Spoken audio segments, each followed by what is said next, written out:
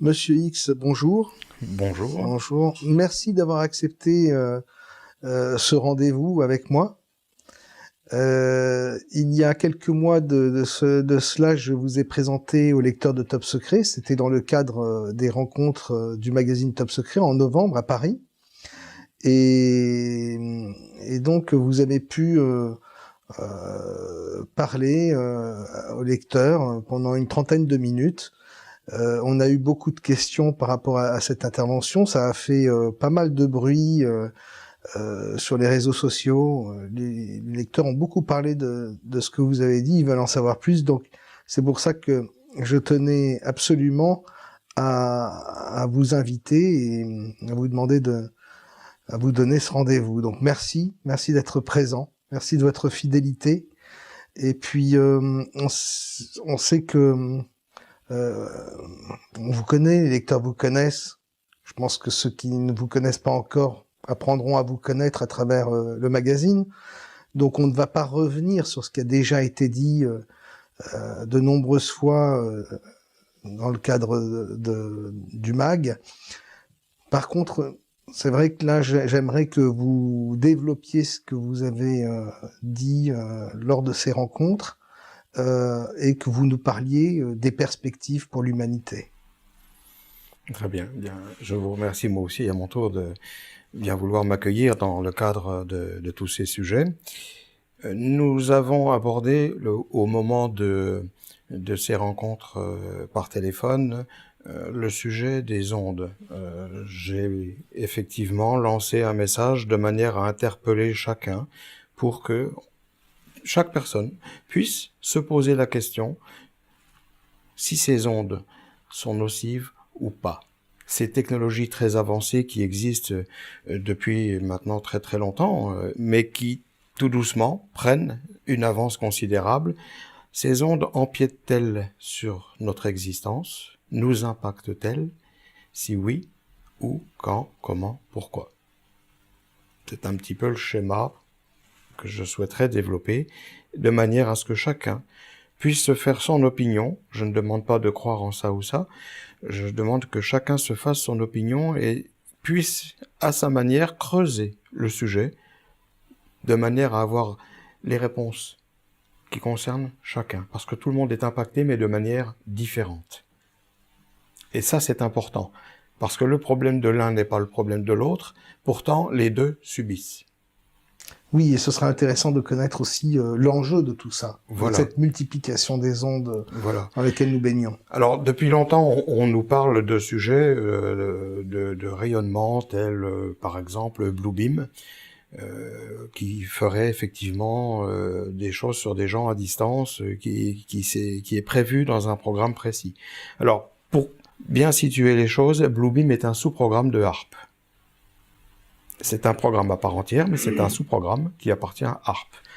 Je précise au passage que HARP, pour ceux qui connaissent, je vais pas trop développer, mais pour ceux qui connaissent pas, il s'agit d'un sujet, d'une technologie sans fil, par un grand nombre d'antennes qui est situé donc en Alaska, au nord d'Anchorage.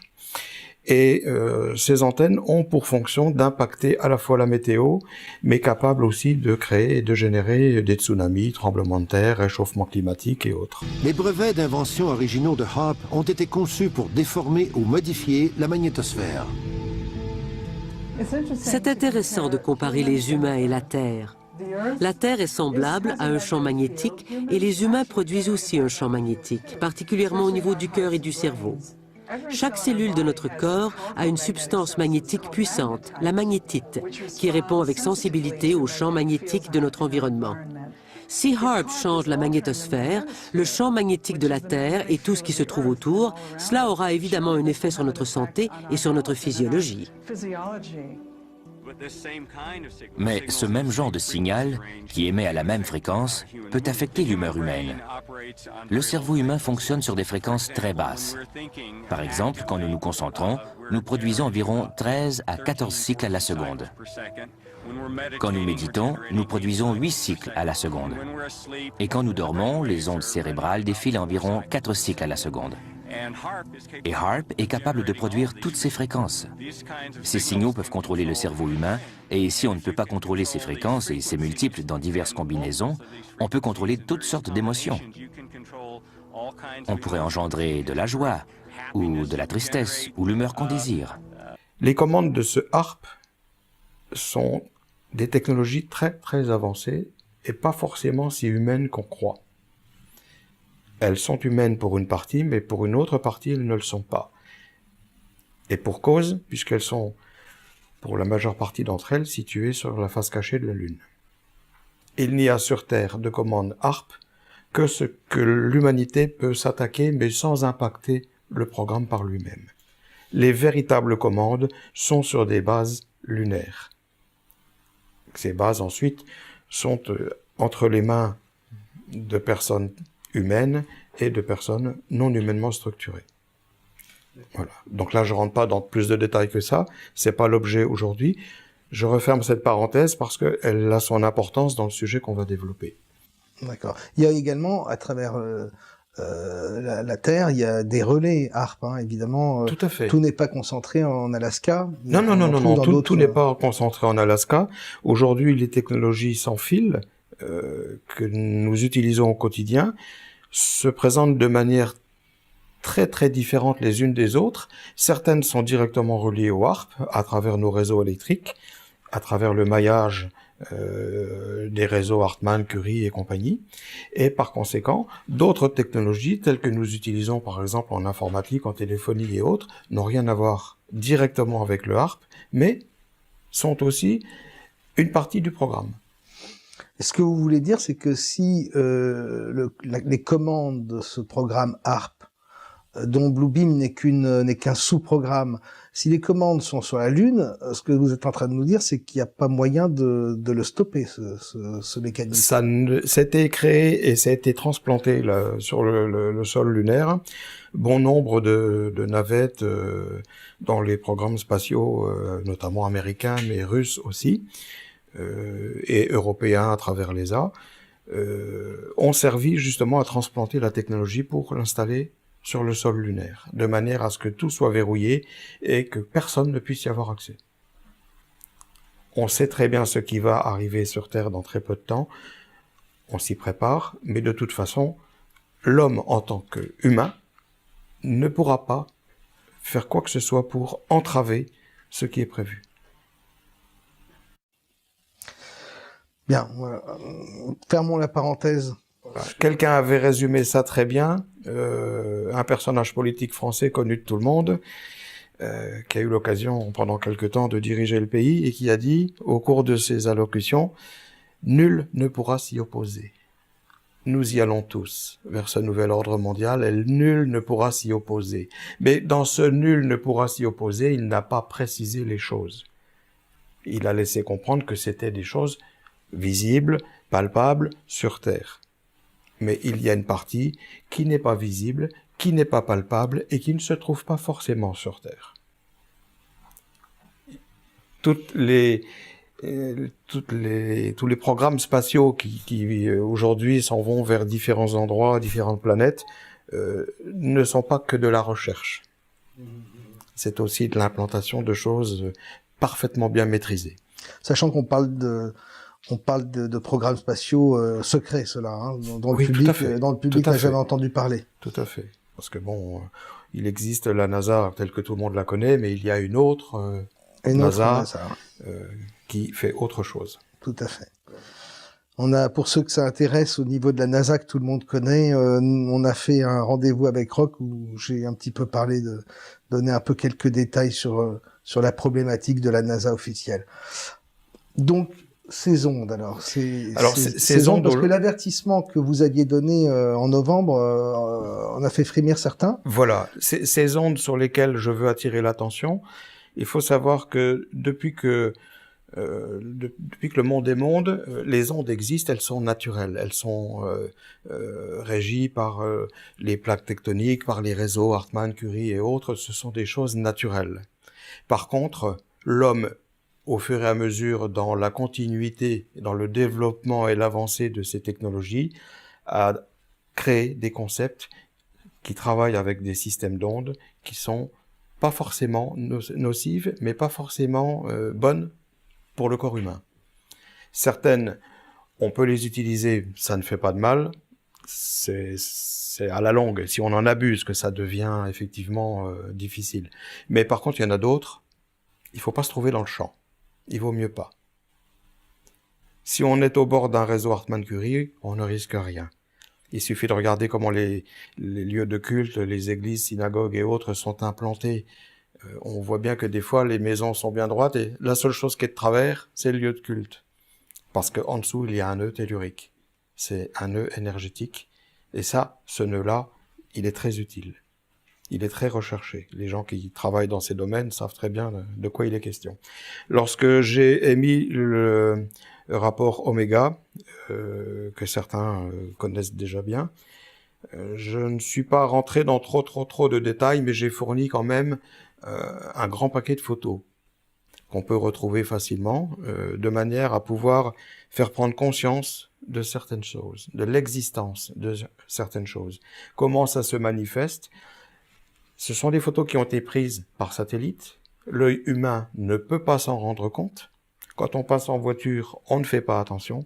Pourtant, il existe d'immenses antennes qui couvrent des kilomètres carrés et qui génèrent des champs d'ondes, parfois bénéfiques, parfois très nocives.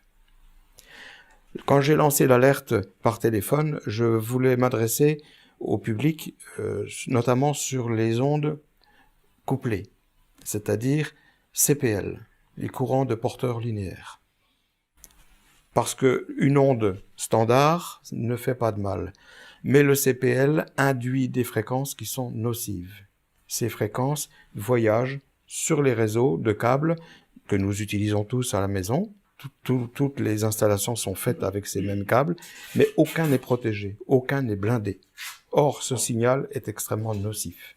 Quand vous parlez de CPL, est-ce que par exemple le système CPL pour avoir Internet à travers l'électricité, c'est ça. Donc c'est précisément ça. C'est-à-dire quand on a ces deux terminaux qu'on branche sur des prises électriques, voilà, et qui permettent de transiter l'internet, ça fait partie de ces trucs qui sont. Ça fait partie de ça. Il y a quelques années en arrière, on était encore à l'époque de la guerre froide et les écoutes se faisaient par moyen des téléphones. Donc les pays s'espionnaient entre eux via les fils du téléphone avec des petites bretelles, etc. Depuis belle lurette, maintenant tout ça c'est terminé. On écoute les gens sur les fils du secteur. C'est-à-dire ce sont des champs diélectriques qui voyagent autour des fils et qui permettent de capter et de libérer en champ libre tout ce qui se dit. C'est tellement plus facile. Donc la technologie aujourd'hui a été développée à un point tel qu'elle négocie des fréquences précises qui sont au-delà de ce qu'il est normal et acceptable pour le corps humain et qui apportent tout doucement, chaque jour, au quotidien, toute une quantité de problèmes, tout un panel de difficultés qui font que les gens sont en train, à leur insu, d'être totalement modifiés. Totalement. C'est-à-dire que ça influe sur la nervosité, sur le sommeil, sur le système lymphatique, le système cardiaque, la santé en général, la fatigue, tout. Ça influe sur tout. Alors on est dans un maillage avec déjà les réseaux GSM, les antennes 2G, 3G, 3G+, 4G, maintenant arrive la 5G, à tel point qu'on assiste aujourd'hui à des installations, si on lève un petit peu le nez pour regarder ce qui se passe au-dessus de certaines toitures de bâtiments, notamment sur Paris, région parisienne, j'en ai personnellement observé, on voit des bras de grues qui viennent déposer au-dessus de ces antennes des fausses cheminées, comme des cloches, pour recouvrir ces antennes pour qu'on ne soupçonne pas leur présence. Mais ça n'empêche pas que ces antennes ont une part de rayonnement nocif. Alors de tout ça, sur les ondes, ça fait des années que vous prévenez les gens. Qu'on observe ça, qu'on en parle. Moi, je sais que on n'est pas les seuls à en parler. D'autres organismes en parlent aussi et interpellent les gens. Je pense normalement, en fait, à Robin Détois qui s'est lancé un petit peu dans l'aventure. Nextop, qu'on retrouve aussi sur Internet, qui parle de zones blanches, etc., et qui met en garde sur certaines gammes d'ondes. Et en même temps, en parallèle à tout ça, on entend de manière politique des discours qui se tiennent sur la transition énergétique. C'est là où les choses sont voilées, elles sont même tristement voilées, puisque personne ne sait ce qu'il y a derrière ça. À part les politiques qui, eux, savent très bien de quoi ils parlent, mais le public, lui, ne sait pas, parce que une transition, c'est passer d'une chose à une autre. Mais de quoi passe-t-on pour arriver à quoi? Est-ce que c'est expliqué publiquement? Non. Par contre, on fait des tas de publicités et on met à la portée du public une technologie très avancée qui coûte très cher, mais que le public arrive à accéder parce qu'on lui met entre les mains pour pas cher. Et il le paye sans s'en rendre compte. Ça, c'est ce que vous aviez annoncé à l'époque quand le téléphone était plutôt cher, les abonnements étaient chers. Voilà. Et 1 an avant, vous aviez, ou même 2 ans avant, vous aviez annoncé qu'effectivement, il y aurait des abonnements à 1 euro. Voilà. Et bon, je veux dire qu'on était peu à vous croire à ce moment-là. Oui. Mais en tout cas, les faits vous ont donné raison. Voilà. Aujourd'hui, on arrive à avoir des forfaits illimités qui permettent de rester des heures et des heures en ligne, à discuter de tout et de rien, tout en étant écouté par des systèmes comme Échelon, qui au départ ne relevaient qu'une sémantique des mots relativement restreinte, mais aujourd'hui on ne peut plus prononcer le moindre mot sans déclencher ces appareils d'écoute. Donc, au bout du compte, on est écouté totalement. Et on s'en rend compte très facilement, parce que tout s'est développé de manière tout à fait à notre insu. N'importe qui achetant aujourd'hui un téléphone pour avoir l'Internet, lire ses mails, avoir ses réseaux sociaux, etc., télécharge sur son téléphone des applications. Quand on lance le téléchargement de ces applications, les gens vont très vite parce qu'ils veulent obtenir l'application. Si on parle de Skype, Facebook, notamment, Twitter et autres. Mais avant de lancer l'installation, il faut accepter. Et on accepte quoi? Il y a la liste, elle n'est pas cachée. Mais personne ne fait attention. Exact. Cette liste, elle relève de choses précises. Il n'y a plus de secret dans le téléphone, c'est fini. Pourquoi? Parce que ces applications veulent avoir accès à votre répondeur, à votre liste de personnes avec qui vous êtes en relation, à votre répertoire, veulent avoir accès à l'ensemble de vos communications entrantes, sortantes, les SMS, MMS entrants, sortants, tout ce qui est multimédia, photos, musique et autres, les petites cartes SD quand il y en a, et sinon quand c'est intégré au téléphone, ils veulent avoir accès direct. En réalité, que reste-t-il de secret dans le téléphone? Que reste-t-il de personnel? Si on regarde bien la liste, ça va loin, parce qu'ils veulent même avoir accès à notre insu, à la caméra, pour nous voir et voir ce qui se passe autour à notre insu, que nous soyons en communication ou pas, ainsi qu'à notre micro. Alors pour ça, on se dit qu'il suffit de débrancher la batterie pour que... Oui, mais pour être maintenant les tranquille. appareils font que, voilà, la batterie est intégrée, on ne peut plus l'enlever. Elle est sertie dedans. Je pense notamment à des grandes marques, genre Apple pour la citer, mais Samsung s'est lancé aussi dans le même créneau. Les derniers Samsung sortis, la batterie est intégrée, on ne peut pas l'ouvrir, on ne peut rien faire. On ne peut pas la retirer. Ce qui fait que même le téléphone éteint. Même le téléphone éteint. Et aujourd'hui, on pourrait dire, tiens, par champ induit, on branche le téléphone, on le met en charge. Aujourd'hui, c'est fini ça. On a les petits supports, les petits tapis sur lesquels on pose le téléphone et il se charge de lui-même sans fil, sans rien. Par induction. Ce qui veut dire que, par induction, si on arrive à charger un téléphone, on arrive à faire aussi quantité d'autres choses. Et ce sont justement ces ondes-là qui transitent sur nos technologies et qui impactent notre vie quotidienne, notre santé, notre comportement, ce que l'on ressent, ce que l'on va faire ressentir. Ça impacte tout. Les premiers symptômes, les gens commencent à avoir des maux de tête. Ça arrive que des fois on rentre dans une grande surface, on rentre dans un lieu quelconque. Le Wi-Fi est gratuit. C'est bien, tout le monde est content, le Wi-Fi est gratuit. On est là en train de manger, d'un seul coup on sent que on n'a plus faim. On n'a pas le goût, on retrouve pas au palais le goût des éléments, des aliments. On a des maux de tête, on est crispé, on sent que on a comme une pression sur le thorax. ce sont ces ondes de Wi-Fi. Alors au départ, on avait du Wi-Fi qui était dans une gamme d'ondes correcte. Puis ça s'est amplifié parce que on a eu la 2G, la 3G, la 3G+, la 4G. On arrive maintenant à la 5G. Mais on développe en même temps des champs d'ondes, des gammes d'ondes qui sont de plus en plus nocives. À tel point que on prend un téléphone, rien que de discuter 2 secondes avec, on sent déjà que ça chauffe terriblement sur le côté de la tête. Donc on a créé les kits piétons et oreillettes et autres, mais les ondes sont toujours là. Quand on achète un téléphone, on regarde ce qu'on appelle le DAS, pour savoir vraiment si ce téléphone va sortir des ondes nocives en grande quantité ou pas. Ce DAS est-il respecté? Est-il vraiment ce qui est affiché? La technologie est tellement bien verrouillée qu'on ne peut même plus y avoir accès. Il faut juste faire confiance à une étiquette qui nous raconte ce qu'on veut bien nous faire croire. D'accord, ça fait penser un peu comme pour les voitures, le dernier scandale qu'il y avait eu sur l'histoire du dégagement de CO2. Voilà. D'accord. Oui. De toute façon, aujourd'hui, on assiste à des publicités qui nous disent « les voitures sont OnStar ». Ah, ça c'est le terme à la mode. Quand on a dit OnStar, on a tout dit. OnStar, c'est pas le siège chauffant, c'est pas le volant chauffant, c'est pas ça. C'est la voiture intelligente. C'est la voiture qui, avec la technologie embarquée, très avancée, va permettre de pouvoir communiquer à la fois par satellite, mais aussi par d'autres moyens, pour pouvoir transcrire tout ce qu'il s'y passe.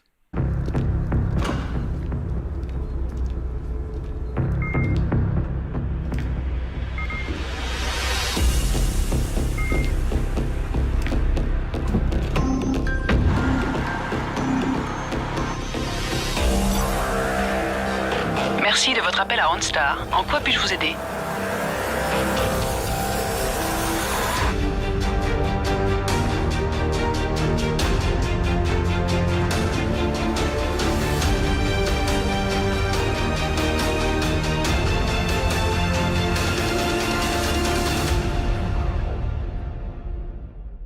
Je donne un autre exemple.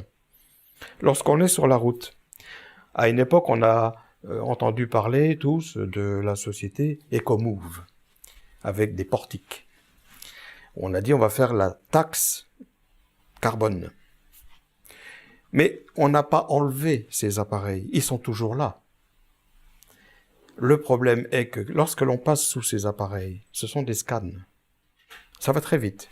Très très vite. D'ailleurs, on voit bien, les portiques ne sont pas si larges que ça. Donc, quand on passe à 100 ou 130 là-dessous, il faut que ce soit très puissant comme scanner pour arriver à détecter ce qu'ils veulent détecter. Que détectent-ils précisément? La vitesse. Tout ce qu'ils veulent savoir sur la voiture, ils le savent. Voiture communicante, ils le savent. Exact. Mais il n'y a pas que ça. Ils scannent les téléphones. Donc, ils ont accès au répertoire, MMS, SMS, fichiers multimédia, etc. Ils ont accès à tout. En un quart de seconde, ils savent tout ce qu'ils veulent savoir. Oui, il y a plusieurs caméras. Mais ils veulent savoir quoi aussi? La monnaie. L'argent qui circule. Quand quelqu'un s'en va avec des sacs de fric parce qu'il a attaqué un fourgon, on a tous entendu parler d'histoires du genre. Et quand on dit « Ah, bah oui, mais voilà, on ne trouve pas les sacs d'argent », mais on sait très bien où ils sont. Parce que ces petites bandes d'argent sur les billets, ce sont des antennes RFID. Quand on passe sous les portiques Ecomove, les gens qui sont derrière ces portiques-là, derrière la technologie de ces portiques, savent très bien lire et interpréter les informations. Autant de billets de 5, autant de billets de 10, autant de billets de 20, autant de billets de 50, etc.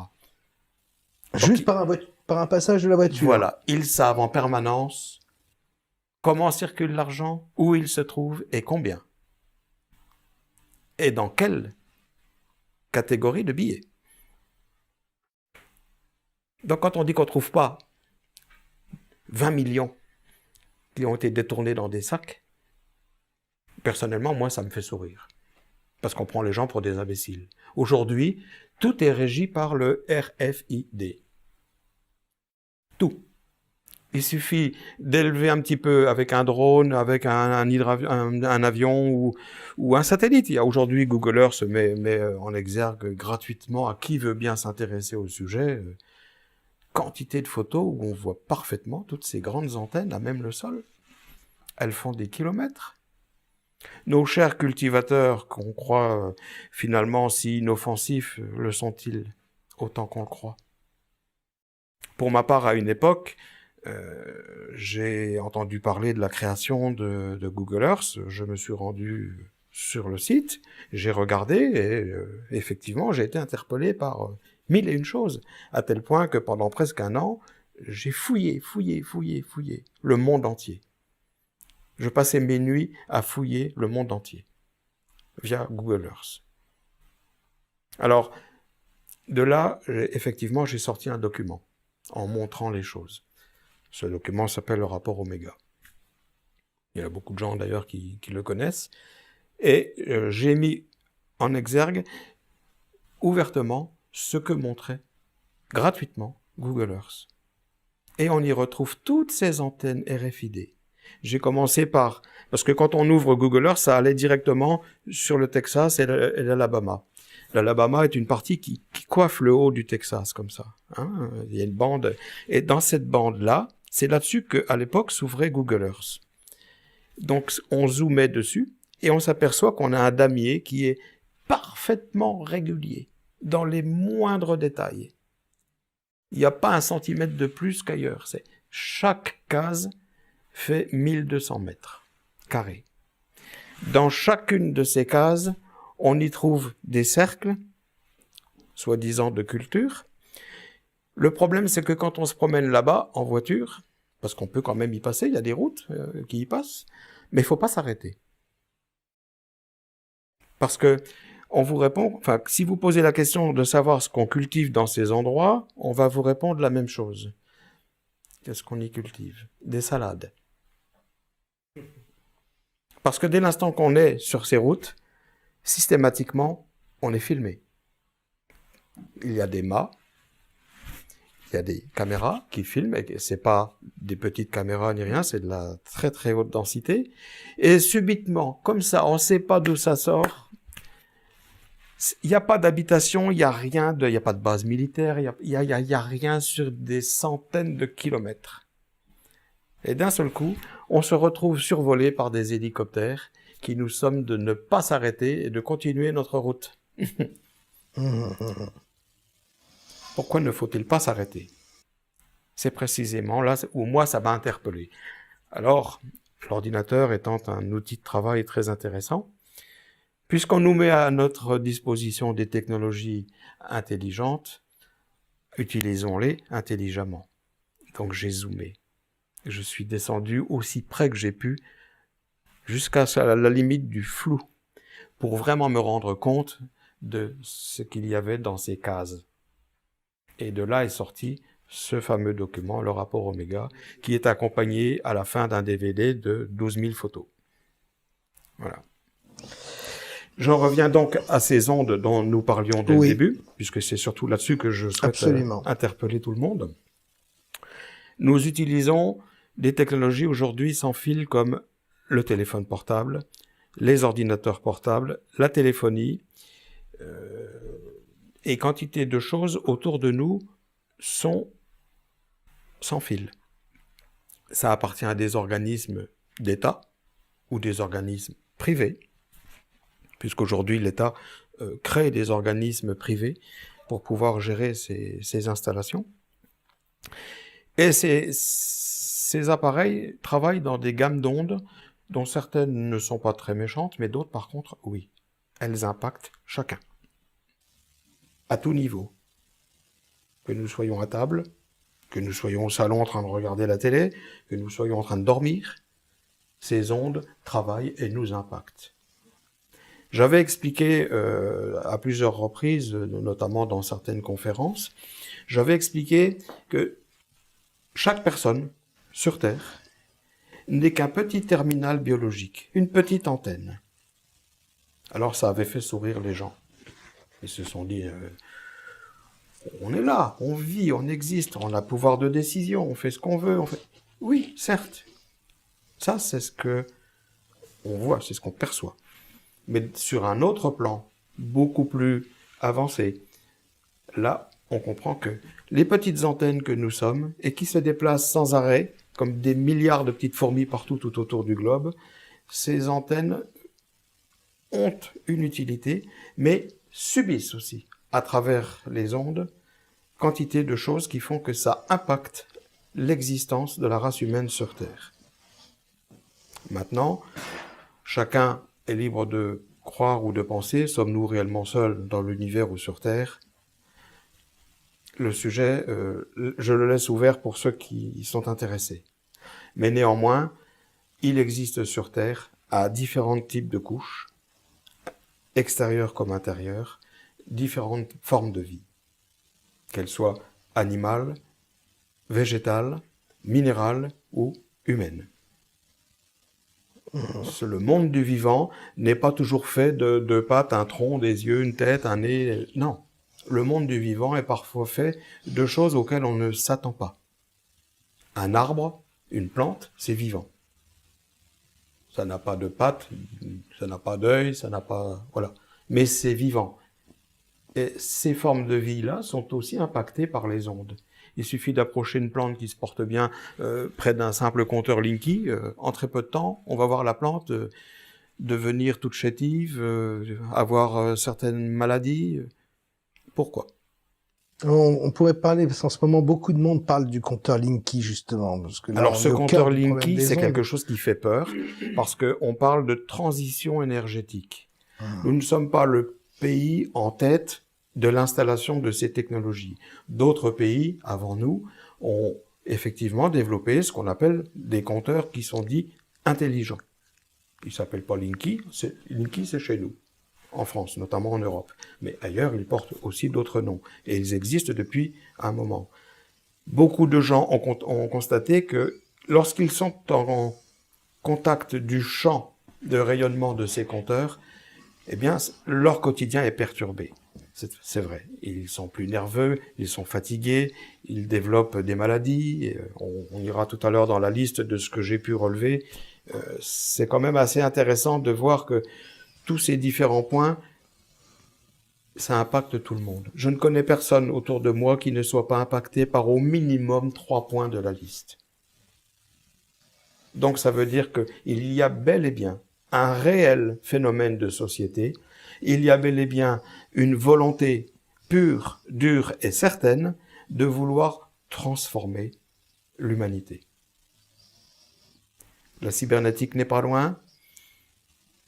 À partir de là, ceux qui sont aux manettes, discrètement, souhaitent transformer l'humanité pour en faire quoi, précisément? Donc on va y venir. On va rentrer dans la liste que je parle, de manière à ce que chacun puisse identifier s'il est impacté ou pas par tel ou tel phénomène. Et se reconnaissant dans la liste de différentes manières, à ce moment-là, chacun comprendra qu'il est réellement concerné par cette histoire de champ d'ondes. C'est important de le savoir. Donc, concernant la liste des différents phénomènes qui impactent les gens au quotidien, j'ai pris note de quelques exemples, par exemple comme les maux de tête, les problèmes acouphènes, de l'insomnie. De plus en plus de gens sont à la fois dérangés la nuit dans leur sommeil, ont des phases de sommeil qui sont complètement en dehors du temps qui devrait normalement servir à dormir. Il y en a d'autres qui ne dorment quasiment plus du tout. Ils se relèvent la nuit, ils vont manger, ils vont boire, ils font du ménage, du repassage, ils s'occupent, mais ils n'ont plus sommeil. Ou alors ils sont dans leur lit, puis ils attendent que le temps passe. Il y a des vertiges. Des gens qui ont des vertiges, comme s'ils étaient assis, debout, sans arrêt. Ils ont des vertiges, tout en étant calmes.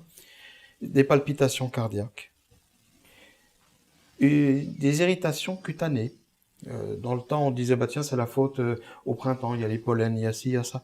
Non, c'est aussi des champs d'ondes qui créent ce genre de phénomène.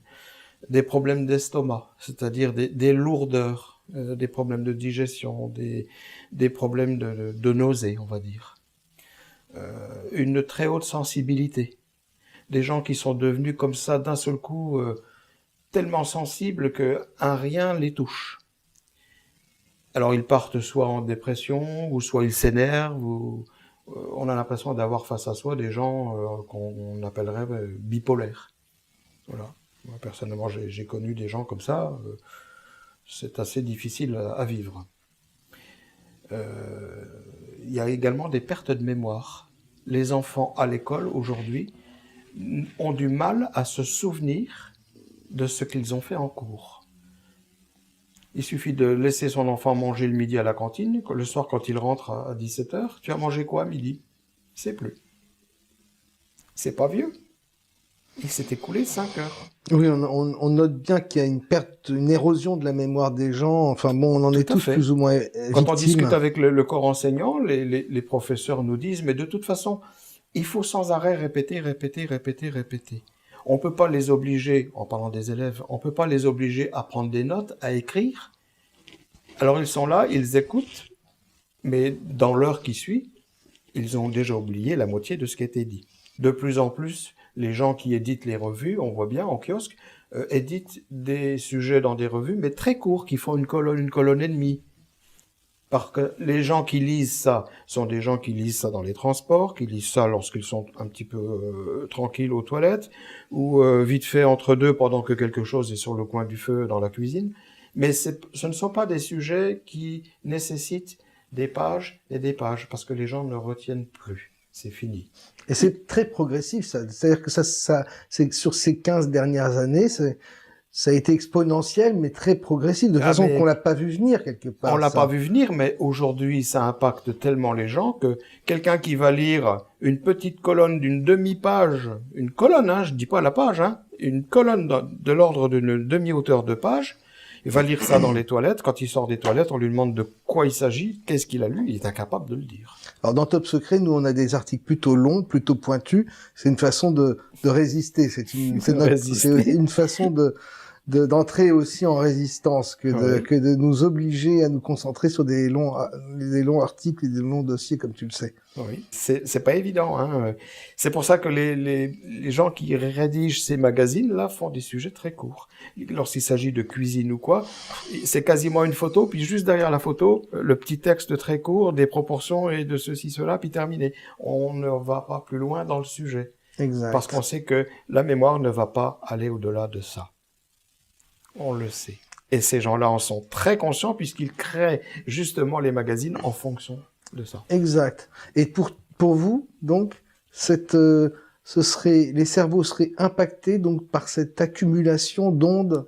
Oui, parce qu'on vit, qui nous traverse. On vit à travers les ondes un mode de vie qui fait que, déjà, premièrement, il est ultra rapide. On ne fait que consommer, c'est-à-dire que on ne prend pas le temps de s'asseoir pour prendre en considération. Quand quelqu'un lit un article aujourd'hui, il lit en biais pour avoir l'essentiel, juste le fil conducteur de l'article. C'est tout. Les détails, savent pas. Ils ne savent pas. C'est comme ça que les gens lisent aujourd'hui. C'est comme ça qu'on retrouve les SMS. C'est comme ça qu'ils sont en train de modifier l'orthographe, de manière à ce qu'on ne soit plus là à avoir besoin de se relire pour dire est-ce que j'ai bien pensé à tout, est-ce que j'ai écrit, j'ai pas fait de faute, est-ce que... Non, c'est fini tout ça, c'est terminé. La qualité individuelle de mémorisation et la façon de vivre est passée à un mode de consommation ultra rapide. Et qu'est-ce qui est consommable et ultra rapide? Les ondes. Parce que ce sont des choses qui sont pulsées. Ce ne sont pas des choses qui restent.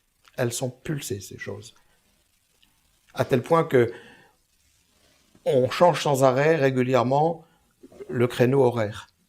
Ah, faut avancer d'1 heure. Ah, faut reculer d'1 heure. Quantité de personnes se trouvent complètement déréglées avec ça, à la fois dans leur sommeil, dans leur vie. Ça n'impacte pas moralement tout le monde, mais ça arrive dans quantité de cas où les gens sont déboussolés. Pourquoi sont-ils déboussolés? Parce que tout est éphémère. Les ondes pulsées nous font vivre de manière éphémère en toute chose. Ce ne sont pas des choses linéaires. Ce sont des choses pulsées, comme ça. On a également des pertes d'audition. Il suffit bêtement de regarder les publicités à la télé. Et on se rend compte qu'on a de plus en plus de publicités sur des appareils auditifs. On a de plus en plus de publicités sur les lentilles. J'attire l'attention sur le fait que Google, qui est connu mondialement, lance depuis quelque temps des lentilles connectées. Alors, chacun pourra en penser ce qu'il en veut, mais on est depuis très peu de temps entré dans le tout connecté. On a les lunettes qui sont connectées. On ne sait plus où sont ces lunettes. Ah, bah, elles sont connectées. Il suffit de les appeler. Et je crois que les grandes sociétés qui ont élaboré ces systèmes de lunettes connectées cherchaient également en dessous à faire des contrats avec certains ministères. Tout à fait. Ministère de la Défense et autres, j'ai entendu dire ça. Oui. Donc pour que ces lunettes connectées puissent être en fait connectées aussi sur certains serveurs. Voilà. Mais moi j'appelle le public directement. Moi j'appelle le public à réfléchir parce que des lentilles qui sont connectées, elles sont connectées à qui, à quoi? Elles sont connectées premièrement à ce qu'on voit, puisqu'elles retransmettent ce qu'on voit. Mais ce qu'on voit, c'est l'œil qui voit. Et cet œil qui voit, il est quand même relié de manière humaine au cerveau. Ça veut dire que les lentilles transmettent à la fois ce que la personne voit, mais elles sont également connectées au cerveau.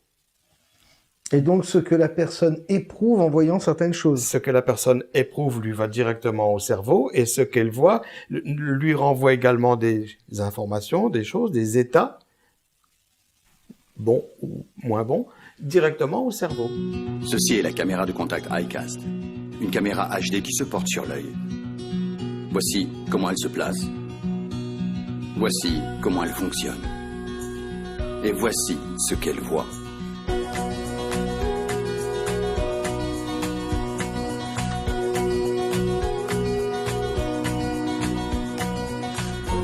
C'est ce que vous voyez, tel que vous le voyez. C'est votre vie en live. C'est le live de votre vie. J'ai entendu dire que certaines lunettes connectées pouvaient également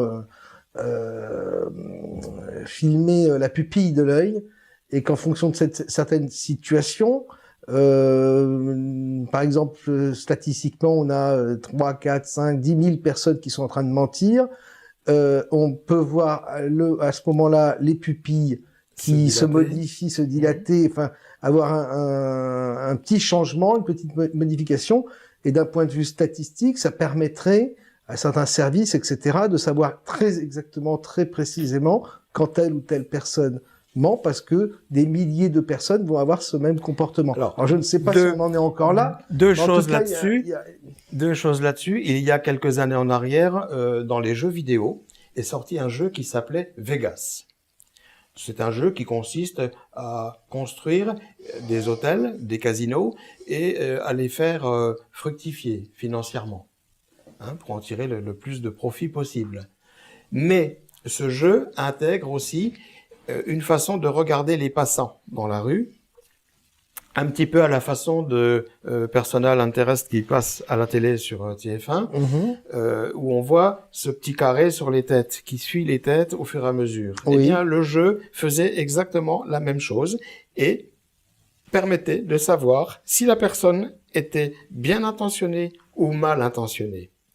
C'est-à-dire qu'on rentre dans un contrôle individuel et aussi de la manipulation au niveau de la pensée, au niveau du cerveau. Et on peut donc par champ induit, soit avec des caméras à reconnaissance faciale qui sont en train de pulluler partout, oui. Avec un prix quand même de 25 000 € la caméra, avec un système de 400 000 € au départ, hors caméra. C'est juste le système qui permet de pouvoir travailler avec la reconnaissance faciale et vient se greffer sur ce système X caméras à 25 000 €. Toutes les villes ont-elles les moyens de s'équiper de ce genre de choses? Et quelle en est la finalité, si ce n'est effectivement à travers le tout connecté? Une route traverse le désert. Lexus.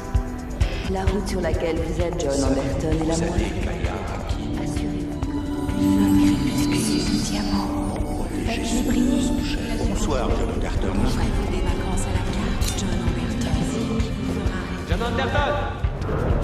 Une bonne Guinness ne serait pas de refus. Les vrais fans doivent de la Guinness. Stressé, John Anderton. Besoin de vacances? Évadez-vous, John Anderton. Venez à Aruba, John Anderton.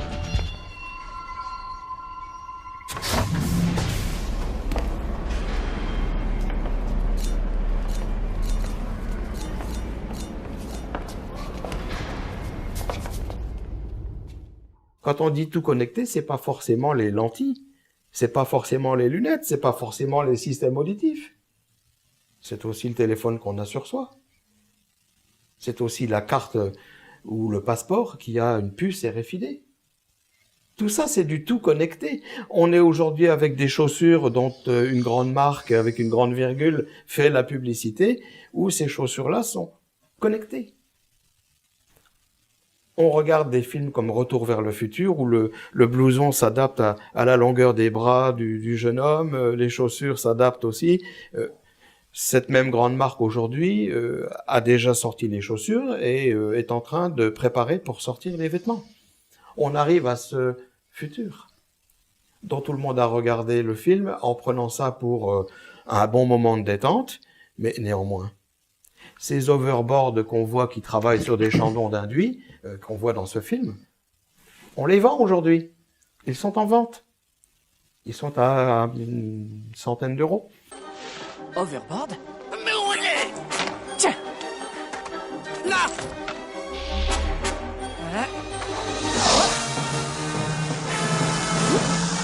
Il a un overboard!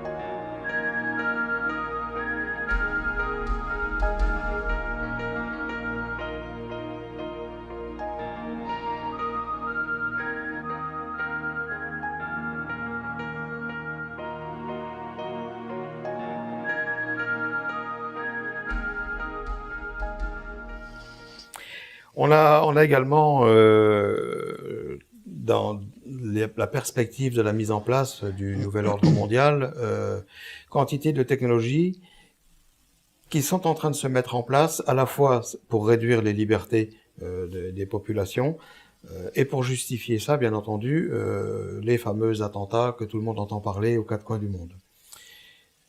D'ailleurs, c'est pas pour rien si ces choses-là ont lieu. C'est justement pour pouvoir justifier de la mise en place de ces technologies et puis de ces forces de l'ordre qui finalement vont être à la limite plus nombreuses que les populations qui travaillent. Il y aura plus de répression que de gens qui pourront vivre sans histoire. Donc au bout du compte, on se demande quel pourcentage est intéressant à vivre. De quel côté de la barrière. Voilà. Je voulais également attirer l'attention sur les pertes d'audition, parce que je disais tout à l'heure, de plus en plus de publicités font que, sans citer de marque précise, on amène à des systèmes qui permettent de mieux écouter, de mieux entendre, parce que on justifie que beaucoup de gens ont des problèmes d'audition.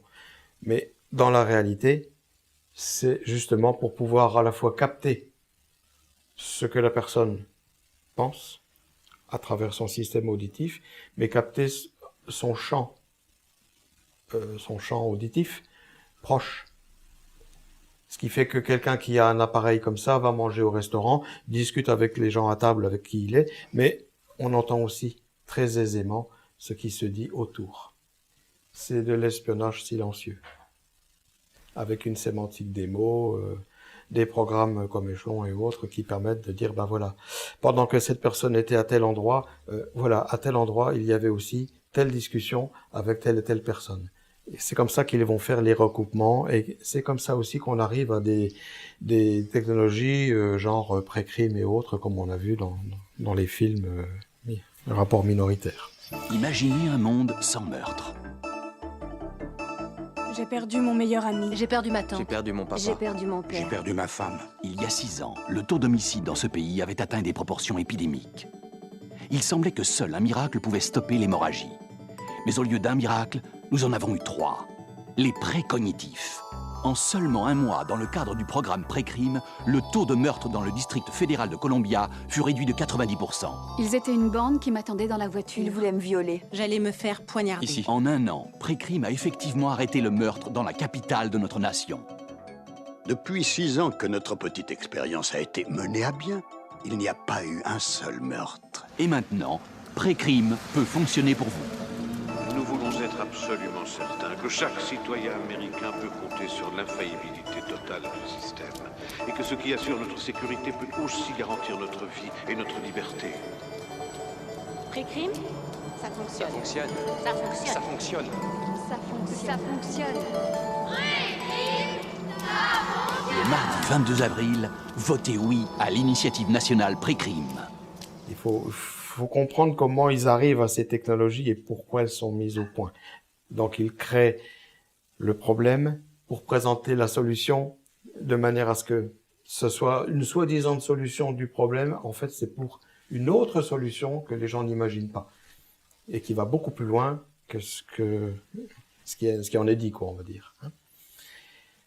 On parle également d'engourdissement des membres. Il y a des gens qui m'ont fait part, qui sont en bonne santé habituellement, mais qui m'ont fait part, depuis qu'ils sont en possession d'appareils bien spécifiques, genre téléphone GSM, ils sont avec des membres engourdis, des crampes dans les mains, dans les bras, au volant de la voiture, dans les jambes, etc. De plus en plus, on entend parler de gens qui ont des engourdissements. Donc, qui dit engourdissement dit problème de circulation sanguine. Et problème de circulation sanguine, automatiquement, ça engendre quantité d'autres problèmes sous-jacents. Et tout ça, c'est quoi? Les ondes. C'est dû aux ondes. Pourtant, on est avec des voitures intelligentes, on est avec du Bluetooth au niveau des écouteurs, on est avec du Bluetooth pour la radio, on est sans arrêt connecté avec quelque chose de sans fil, de manière très proche, avec des ondes qui sont pulsées, à basse fréquence, mais qui interagissent et qui font du mal. Alors cette technologie Blue, on la retrouve un peu... on la retrouve dans beaucoup de choses. Hein. On a parlé tout à l'heure du Blue Beam avec un rayon bleu sur certaines choses. Bon, on retrouve également des technologies comme Bluetooth, qui revient à du Wi-Fi, mais à courte distance, et avec des gammes de fréquences qui normalement ne devraient pas être nocives. Mais quantité de personnes qui utilisent des claviers Bluetooth au bureau ou une souris sans fil reconnaissent avoir des engourdissements, des picotements, de la fatigue, etc. Et quand on soulève le clavier, qu'on le retourne, il est bien expliqué en dessous que si on a des engourdissements, il faut tout de suite aller consulter. Alors on travaille avec des outils dangereux qui demandent d'aller consulter des médecins si on s'en sert. Ça, c'est le futur. Mais on est déjà dans ce futur. D'accord. Et alors ce bleu qui revient tout le temps, la Terre, la planète bleue. La planète est bleue. Chez nous, on a le gaz, l'électricité qui propose des contrats bleu ciel, qui sont devenus Engie, et Engie avec un espèce de nuage bleuté comme ça, et puis il y a écrit Engie en blanc dedans. On retrouve toujours ce bleu d'ailleurs dans les réseaux sociaux. Voilà. Twitter, c'est le fil conducteur, le fameux bleu de Facebook également. Oui, tout à fait. Tout à fait. On Alors c'est à la fois une couleur dans une apaisante. espèce, oui. C'est pas agressif, c'est apaisant. On regarde les meetings politiques quand il y a eu les présidentielles en 2012. Le fond d'estrade des personnages qui se sont présentés aux différents meetings était toujours bleu, mais d'un beau bleu ciel, uni, propre. Je dis ça parce que beau bleu ciel propre, on l'a pas, hein, avec les chemtrails. Mais bon, ça c'est un autre débat, les chemtrails. Ça vient aussi avec les ondes, hein, ça interfère aussi, hein, mais on en parlera plus tard. Je parlais également tout à l'heure de fatigue généralisée. Combien de gens, moi-même aussi, je ne fais pas exception à la règle, hein, je suis impacté aussi comme tout le monde de la même manière, hein, mais combien de fois ça m'est arrivé à titre personnel de sentir les membres, les épaules, fatigue, j'arrive pas à lever le bras, je suis pas bien, voilà, ce sont les ondes. Alors on m'a dit, oui, mais là, tu habites dans une région où il y a beaucoup d'eau, etc., il y a beaucoup de cours d'eau, c'est vrai que là où j'habite, il y a beaucoup de lacs, mais c'est pas ça qui fait que. J'ai beau changer de région, le problème reste. c'est bien l'impact des ondes. Et quand on regarde un petit peu, là où j'habite, il y a beaucoup de forêts, de choses comme ça, là on regarde, il y a même de faux sapins, qui sont des antennes. Mais ce sont des faux sapins, parmi les autres sapins. Ce sont des antennes que nos chers opérateurs téléphoniques implantent à droite à gauche. On a eu les grandes antennes sur des mâts, on a eu des grandes antennes sur les toits. Maintenant, on a des antennes plus courtes. Après, on a dissimulé les antennes sous des fausses cheminées. Maintenant, ce sont des faux arbres. Les antennes sont maintenant dans les lieux publics, dissimulées dans les enseignes. Combien d'enseignes, genre McDonald's et autres, diffusent sur le parking leur Wi-Fi totalement gratuit? Y a-t-il une antenne Wi-Fi? Non, elle est coulée dans l'enseigne. Qui voit? Personne. Strictement personne. Les systèmes autoroutiers, dans le temps, on prenait son petit ticket à l'automate. Maintenant, on voit ça de moins en moins. Partout, on a le petit T, liberté. Mais le petit T, liberté, de quelle liberté parle-t-on? Du petit boîtier bleu qu'on doit fixer au pare-brise et qui fait que la barrière se lève toute seule quand on arrive à proximité et qui fait le péage directement sur le compte bancaire sans avoir à s'arrêter. Ça aussi, ce sont des ondes. Alors, on peut voir les choses différemment, se dire mais c'est merveilleux tous ces progrès, ça nous facilite la vie, mais il y a le retour de la médaille, hein, il y a le revers de la médaille qui fait que d'un côté on a la facilité, le confort de vie, on va dire, puis de l'autre côté ça se déguise effectivement en quantité de choses qui sont incapacitantes pour l'humain. Derrière ces ondes, ce sont des programmes bien précis.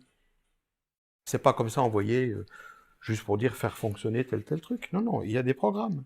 Parce que derrière, c'est aussi la réduction des masses de population. La diminution des populations. Et ça se fait sans bruit. Elle se fait comment, cette diminution? Elle se fait avec des ondes. C'est pour ça qu'il y a autant d'antennes partout. On ne met pas des antennes n'importe où comme ça pour rien. C'est surtout là où les gens vivent, et c'est surtout là où on a besoin que la population soit moins densifiée. Je parlais tout à l'heure de dépression. J'ai entendu parler autour de moi de gens qui ont même la sensation de choc.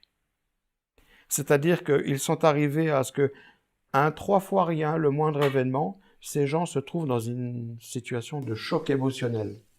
Pour rien, ils ont des crises de larmes. Ou alors ils ont des crises de colère, ils explosent. Ils sont choqués.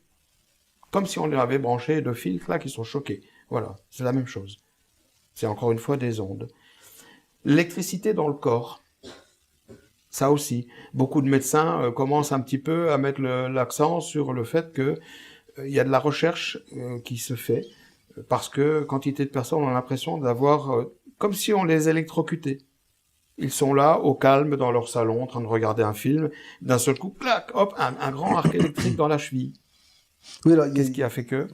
Il y a des phénomènes également. On a parlé dans Top Secret, on a fait un dossier là-dessus sur le harcèlement électromagnétique avec des personnes qui sont victimes d'armes électromagnétiques utilisées par une cybercriminalité, enfin par une criminalité high-tech qui utilise des techniques d'ondes, basse fréquence ou ondes pulsées pour nuire à des personnes. Ça va assez loin et le problème, c'est que c'est pas encore reconnu, ça, parce que c'est utilisé de pays à pays pour se livrer des guerres. Donc, ils ne vont pas mettre ça sur la place publique. C'est ça. Moi, j'ai assisté à des démonstrations il y a quelques années en arrière où il s'agissait d'un véhicule militaire avec comme une grosse parabole qui se lève comme ça. Et puis, un bus est arrivé à un checkpoint, ils ont envoyé l'onde. L'onde a fait tchouf, terminé. À la seconde même, les 50 personnes du bus ont été brûlées, carbonisées, noires, aussi noires que des vêtements. Et les corps ont rétréci, ils ne faisaient que 50 cm. Quand la grue est arrivée avec la pelleteuse pour faire la tranchée, ils ont creusé 53 cm précisément. Ils ont aligné les corps, ils ont rebouché, tassé, ni vu ni connu. Aujourd'hui, ce système embarqué sur ces appareils est à l'œuvre, pas encore chez nous en France, ce qui ne veut pas dire qu'on n'en possède pas. Attention. On en possède très certainement. J'en ai pas encore vu sur le territoire, mais je ne serais pas surpris qu'un jour on découvre que nous sommes également détenteurs de ces armes-là. Alors le souci, c'est que même au-delà des États, c'est des armes qui peuvent tomber entre de mauvaises mains. C'est-à-dire que ce sont des armes qui sont développées pour pouvoir anéantir des foules. En cas d'émeute, en cas de... Voilà, on envoie une onde, un choc électrique. Ça fait penser... de la douleur, quoi. Ça fait penser à ce qui était montré dans le film où on voit, le film avec Tom Cruise, où on voit notamment ces gens qui sont réduits en poussière en quelques centièmes de seconde après avoir reçu un rayon électrique.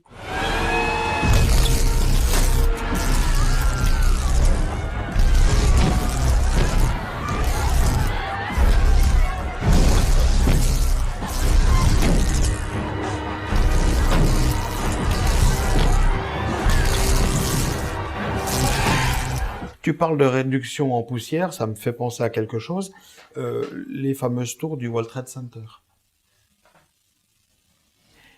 Les tours du World Trade Center, au moment de la construction, n'ont pas été construites comme ça, par n'importe qui faisant n'importe quoi. Ce sont quand même des architectes et des ingénieurs très très très chevronnés qui ont érigé ces bâtiments avec le top du top de ce qui se fait pour construire ce type de bâtiment. Comment est-ce qu'on peut expliquer que d'un seul coup, oublions les avions, qui sont soi-disant rentrés dedans, qui à mon sens sont plus un effet d'optique qu'autre chose, mais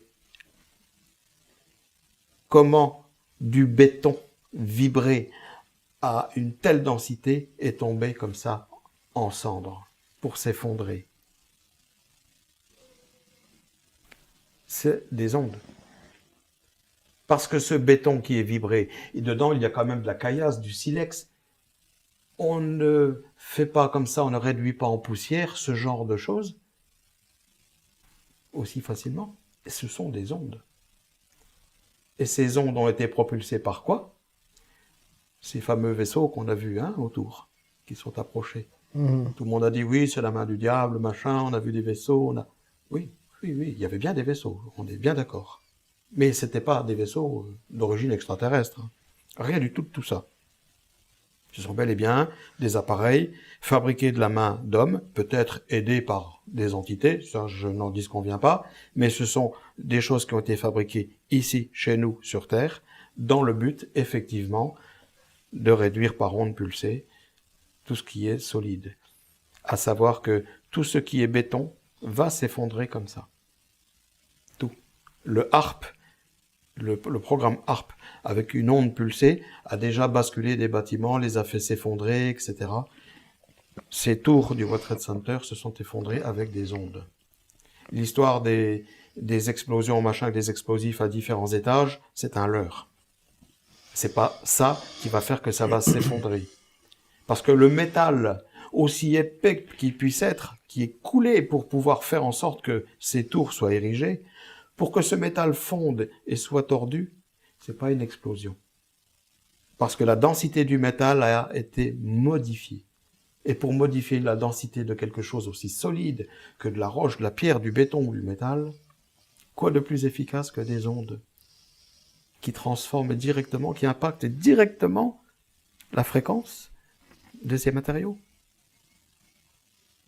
J'ai toujours dit depuis bon nombre d'années, ce qui fait le plus peur à n'importe quelle force militaire terrestre, c'est ce qui ne se voit pas, ne fait pas de bruit, n'a pas d'odeur, n'a pas de couleur, et qui fait mouche à chaque fois. Ça s'appelle les ondes. Et aujourd'hui, on se livre des guerres, de missiles, etc., qui vont de manière intercontinentale se livrer des combats, mais tout est fait avec des ondes. Tout. C'est pas une poudre ou un élastique qui envoie comme ça. Non. Ce sont des choses qui sont guidées par satellite, guidées par... Mais ce sont des ondes. Et j'en reviens à l'humanité, donc, et à l'impact sur les cerveaux. Ce que vous racontez là, ça, sur la modification de l'être humain, ça rappelle des épisodes de l'histoire, enfin ça notamment... modifie fondamentalement les molécules et toutes les cellules du corps humain. Ce qui fait que on peut modifier le groupe sanguin de quelqu'un. On fait ce qu'on veut aujourd'hui avec ces ondes. Bien sûr, hein, sur des fréquences précises, etc. Chaque personne a une empreinte digitale qui lui est propre. Tous les documents dits, entre guillemets, biométriques sont basés sur ça. Maintenant, il faut savoir que chaque personne a, au même titre que son empreinte digitale qui lui est propre, eh bien, chaque personne a sa fréquence qui lui est propre.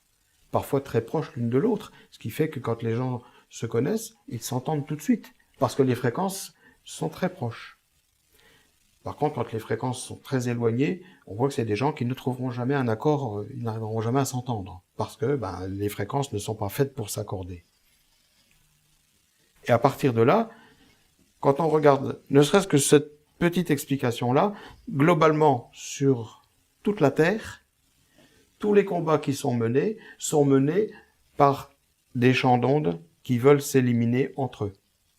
Des gammes d'ondes. L'onde de telle fréquence jusqu'à telle fréquence, ça correspond à telle population. Quand ils veulent éradiquer, ils éradiquent. Les vaccins, c'est la même chose. Un vaccin, comme j'ai expliqué déjà plusieurs fois, c'est composé de quoi? C'est composé de cristaux liquides qui sont complètement neutres. On en a de manière naturelle dans le corps. Donc quand on se fait vacciner, on nous injecte des cristaux liquides, mais ce qui est dangereux, c'est ce que l'on ajoute à ces cristaux, ce qu'on appelle un adjuvant. Et c'est cet adjuvant-là qui est dangereux, voire mortel.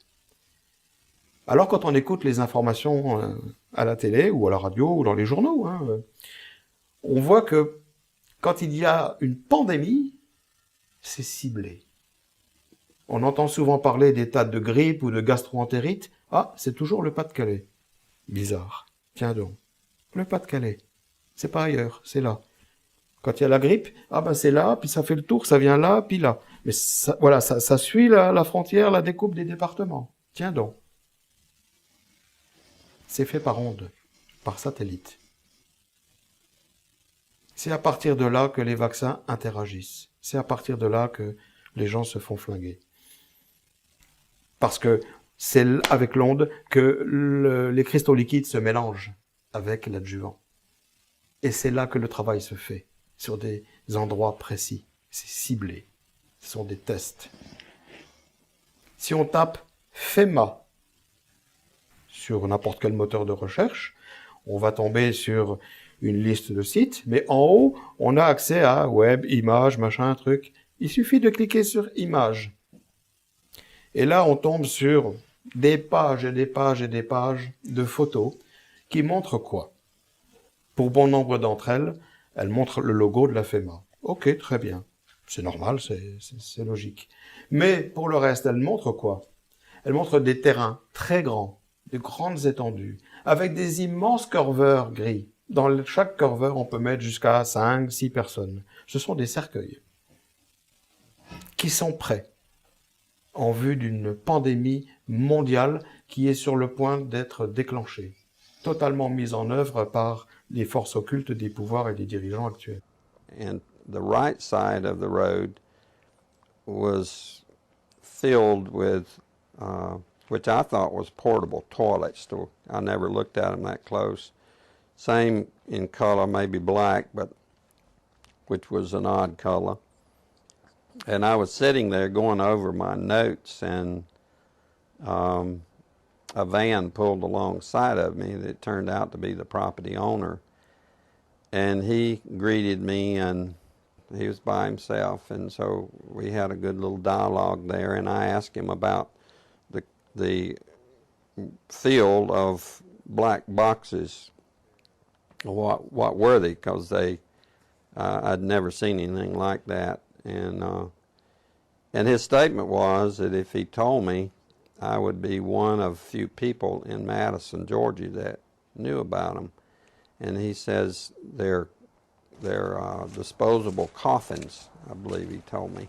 And he says there's 100, at that time, he said there was 125,000 there. And they were stacked, he told me, 15 high. I asked him who owned them, and he stated that the CDC owned them and that they were leasing his land for storage. And he said his brother worked with the CDC in Atlanta and had been asked by the CDC to do a 3-year extension to place temporary morgues all across the nation. La FEMA, c'est l'organisme qui est censé protéger la population pour venir en aide, etc. On peut voir ça comme ça, mais c'est pas toujours ça. Hein. C'est aussi l'organisme qui a dans les coulisses des projets beaucoup plus noirs, on va dire. Oui, il est censé intervenir en cas de catastrophe, en tout cas. Il est censé intervenir, oui. C'est comme le CDC, hein, qui aussi intervient pour les différentes pandémies et puis qui finalement fabrique ce qu'il faut pour faire mourir un maximum de personnes, quoi. Hein. La population y va gaiement, en toute confiance, en disant je vais me faire vacciner, et en fait, ils vont chercher ce qui va servir au dessein noir de ceux qui dirigent tout ça. Donc l'éradication des populations. Voilà. La modification des populations, cette modification du cerveau, du machin, c'est une modification génétique. Ça rappelle un petit peu ce qui a pu se passer en d'autres temps avec l'histoire de Babel, non? Ça a un lien avec ce genre de choses? Babel, c'était un endroit, on disait la tour de Babel, comme on pourrait dire aujourd'hui la tour de Dubaï. Ce sont des endroits dans lesquels s'exerçaient à l'époque des commerces luxurieux. Et de là, d'après ce que disent les Écritures, hein, maintenant, bon, moi j'étais pas là à l'époque pour dire si c'était ça ou pas, mais néanmoins, toutes les Écritures des différentes religions, tous les manuels, les manuscrits racontent la même histoire, que Dieu aurait effectivement à ce moment-là décidé que les gens allaient parler des langues différentes. Bon, on en pense ce qu'on en veut, hein, à ce niveau-là, sur un plan religieux. On n'avait pas de Bluebeam à l'époque. On n'avait pas de technologie Linky et autres pour s'amuser avec des ondes à faire quoi que ce soit. Mais néanmoins, le principe de base reste absolument identique, en ce sens où pour intervenir sur des populations complètes, qui sont composées de centaines de milliers et peut-être même de milliards de personnes, de manière systématique et à l'instant T, à part une onde, je vois pas ce qui peut faire que tout le monde tombe dans quelque chose de précis, de manière unanime. Quand on regarde certains films, notamment Star Wars, où on voit Nessie, cet extraterrestre-là qui combat avec quantité d'autres soldats, et d'un seul coup, l'onde est lancée, et piouf, tout le monde tombe en même temps. Et il est vainqueur, il est content, voilà. C'est une onde. Tous ces robots-là qui tombent aussi, hein, les robots blancs, là, c'est pareil, c'est la même chose. Oui, on a également un film avec Bruce Willis qui s'appelle Clone. Oui. Où on voit à la fin tous les clones qui tombent. Qui tombent en même temps. En même temps.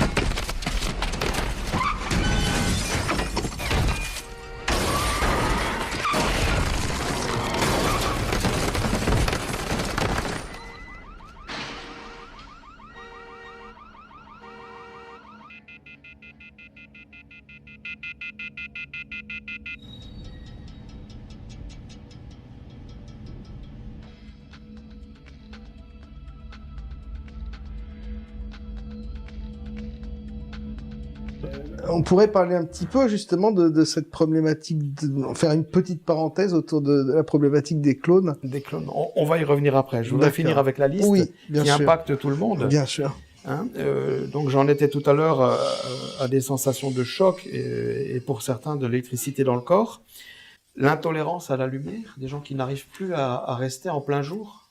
Pourquoi? Parce qu'aujourd'hui, on est habitué de plus en plus à vivre en appartement, de manière close, et avec des éclairages artificiels. Ce qui fait que quand les gens sortent dehors, la lumière naturelle du soleil et la luminosité que ça dégage, ils ne la supportent plus. C'est fini. C'est fini. Il y a même des gens qui ont été transformés génétiquement, hein, les enfants de la Lune, comme on dit, qui sont obligés de sortir emmaillotés, complètement emballés, pour pouvoir aller d'une maison à l'autre, par exemple. Les pertes de libido, aussi bien chez les hommes que chez les femmes. Le désir n'est plus là. Programme de réduction des populations.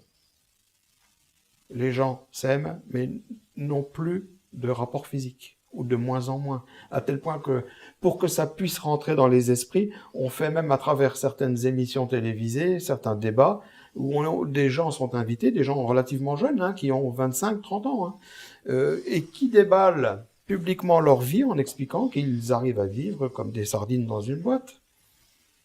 Ils vivent comme frères et sœurs, en étant mariés ou pacsés, ou peu importe. Et ils vivent comme ça, sans rapport physique. Parce qu'ils n'en éprouvent plus le besoin.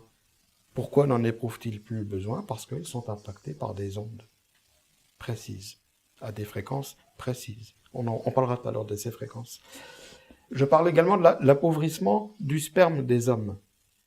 Aujourd'hui, un homme normalement constitué, en âge de procréer, doit pouvoir procréer. Or, il y a même des campagnes publicitaires à la télé qui font que il faut aller consulter. Pour un oui, pour un non, il faut aller consulter. Tout est bon pour aller consulter. Tout. Les cancers du sein, des cancers de la prostate, toute forme de cancer. Ce sont des ondes qui sont là, qui impulsent. On n'avait pas tout ça dans le temps. Tant que ces technologies n'existaient pas, ça ne veut pas dire que les ondes sont nocives pour le corps humain. C'est la façon dont elles sont utilisées et les fréquences à laquelle elles sont amenées pour pouvoir impacter. C'est ça qui fait que... Hein. Je parle également des raideurs, donc dans les doigts, dans les mains, des troubles visuels aussi. On voit de plus en plus de publicité à la télé où on fait des propositions commerciales très alléchantes. Tout ça pour aller consulter, pour avoir une paire de lunettes sur le nez. Comme si c'était normal qu'il fallait qu'on porte des lunettes. Systématiquement. Et on est tous concernés au quotidien, 24 heures sur 24. Qu'on soit en train de travailler, de se divertir ou en train de dormir, on est impacté par les ondes qui pulsent. Mais sont arrivées maintenant depuis peu des nouvelles lois dans lesquelles on a donné pour titre la transition énergétique. Ah, c'est un grand terme qui veut dire beaucoup de choses. Mais il n'y a pas beaucoup de gens qui savent ce que c'est. Derrière ce grand terme fallacieux, on trouve les compteurs Linky, compteurs intelligents. Ailleurs, dans d'autres pays, ça ne s'appelle pas Linky, ça apporte d'autres noms, mais bon, c'est la même technologie, c'est la même chose. Il faut que pour les quelques années à venir, tout le territoire français soit couvert de ces appareils. Compteurs intelligents. De ces compteurs intelligents. J'ai appris récemment que c'est l'association Next Up qui disait qu'on pouvait effectivement refuser le Linky. Avec une procédure, il y a à respecter, un petit courrier à faire, etc. Ok, jusque-là, rien de bien méchant. J'avais trouvé d'ailleurs ça très sympathique. Mais je viens d'apprendre très récemment que quiconque refusera ce compteur Linky devra payer 1 600 € à côté. Donc, c'est amender des gens qui n'ont pas forcément les moyens de mettre 1 600 € dans le refus de quelque chose qui va leur être imposé d'une autre manière. Oui. Parce que celui qui a le Linky à côté, il va rayonner. Si la personne se trouve dans un appartement au 2e, 3e, 4e étage, et que les appartements à côté ont accepté le Linky, lui, il l'a refusé, il a payé 1 600 €, mais il se fait arroser quand même par tous les autres qui ont le Linky. Quel est l'intérêt de payer 1 600 € et de refuser le Linky à ce moment-là? Absolument. Alors, le Linky par lui-même, c'est pas ça qui est dangereux. C'est pas ça. C'est pas le compteur par lui-même. C'est le procédé. Le procédé, c'est pas comme le procédé des compteurs blancs, des compteurs noirs, des compteurs bleus. Il s'agit là de câblage standard. Mais on n'a pas modifié ce câblage. C'est là où le bas blesse. Parce que le compteur Linky travaille sur des ondes pulsées. Plusieurs fois par seconde, l'onde va interroger le compteur pour connaître la consommation exacte et va travailler sur des fréquences à plus de 350 Hz. Le cerveau humain se trouve impacté de force. Et il n'y a pas que le cerveau, c'est le corps tout entier. Avec tous les symptômes que nous avons développés, là, qu'on a parlé, tout ça va rentrer en ligne de compte. On va finir par avoir quoi? Une population de sauvages qui va s'entretuer, des zombies, des gens qui vont penser, faire et dire n'importe quoi. Parce qu'ils seront sous le biais de ces ondes, ils vont tomber malades, choper tous les cancers imaginables et tout ce qui n'est pas encore connu et qui va arriver. Donc on arrive dans une société où finalement le but c'est à la fois d'affaiblir la population, c'est aussi de la rendre zozote pour ne pas réfléchir, pour ne pas chercher à comprendre comment les choses se passent, de manière à ce que juste une petite poignée d'élite décide de tout et les autres sont là pour dire amen et payer ce qu'on leur demande de payer. Et puis c'est comme ça que les choses se font. Et puis c'est la cybernétique, c'est-à-dire arriver à faire de l'ensemble de la population des gens qui vont entrer les yeux fermés dans le nouvel ordre mondial, des gens qui diront amen à tout, à qui on fera subir tout et n'importe quoi, et ils seront à la fois manipulés en pensée par ces ondes qui vont pouvoir induire sur leur cerveau pour leur faire et dire et penser tout ce qui est nécessaire en fonction du mouvement et de la situation. Donc, les gens n'auront plus le moindre pouvoir d'être eux-mêmes, plus de pouvoir de décision, la santé par terre, à plat. C'est une génération de quoi? Mais est-ce qu'on n'est pas déjà rentré dans le nouvel alors on est ordre rentré mondial? là-dedans. Moi, j'ai toujours dit depuis des années, bien avant qu'on ne passe à la TNT et tout ça, je voyais ces antennes râteaux partout. Je disais, c'est pas naturel ça. Parce que depuis qu'on a ces trucs-là, pour soi-disant regarder la télé, les gens sont quand même différents. Ils sont différents parce que ils ont évolué avec le temps qui passe, avec les nouvelles technologies, avec les savoirs. Mais ils sont également modifiés intérieurement. Alors maintenant, comme c'était tellement haut, ces gammes d'ondes-là, elles travaillaient en hauteur trop haut, alors on a descendu tout ça, on a mis ça au ras des toits, on a appelé ça la TNT. Donc on a parlé également tout à l'heure d'autres sujets, de systèmes de clonage. Alors ces systèmes de clonage réagissent également sur des ondes. Le monde entier repose sur des ondes. Il y a en différents endroits du monde des bases qui sont connues, d'autres moins connues. Parmi les connues, on peut citer la base de Dulce qui descend à plusieurs kilomètres de profondeur. Pine Gap en Australie, qui descend également à plusieurs kilomètres de profondeur. Voilà. Pour ce que j'en connais, pour moi ça s'arrêtait à 13 km. Ça continue en dessous, mais je n'avais pas accès. Déjà à 13 km, j'y ai vu beaucoup de choses. Et ces bases travaillent avec des champs d'ondes, puisque à proximité de ces bases, il n'y a rien, ni personne, ni aucun bâtiment, sauf des pylônes et des antennes. Parce que tout est capté en champ libre, restitué au fond et renvoyé. Renvoyé où? Il n'existe pas que 9 planètes dans le système solaire. Hein. Il y a aussi d'autres endroits. À partir de là, je laisse les gens chercher, ils comprendront par eux-mêmes. Ce n'est pas l'objet du débat d'aujourd'hui. Mais néanmoins, c'est dans ces bases-là que sont créés des êtres qui se ressemblent entre eux, qu'on appelle clones, et qui sont ensuite répartis dans les populations.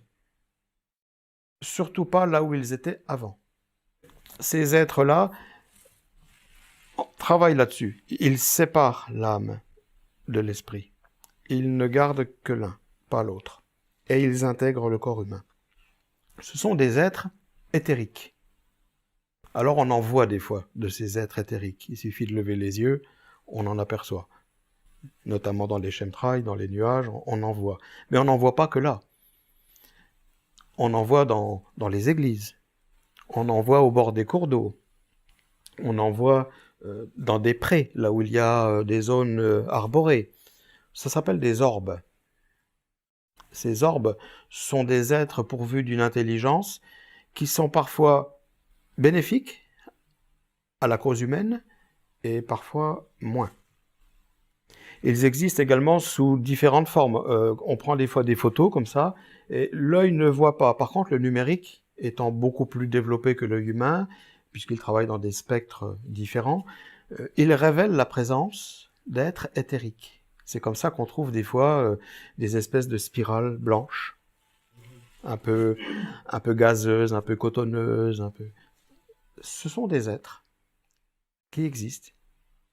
Ils sont là au même titre que les orbes, au même titre que d'autres que les photos ne révèlent pas et que l'on ne voit pas non plus, parce que sur Terre, nous ne sommes pas les seuls êtres vivants, visuellement parlant. Il existe quantité d'autres êtres qui nous entourent. Et qui vivent sur d'autres fréquences, en fait, voilà, sur d'autres ondes. Ils vibrent sur d'autres gammes de fréquences. Et ils existent au même titre que nous existons. Mais tout est virtuel. Nous, on est palpable entre nous, comme ces êtres-là sont palpables entre eux.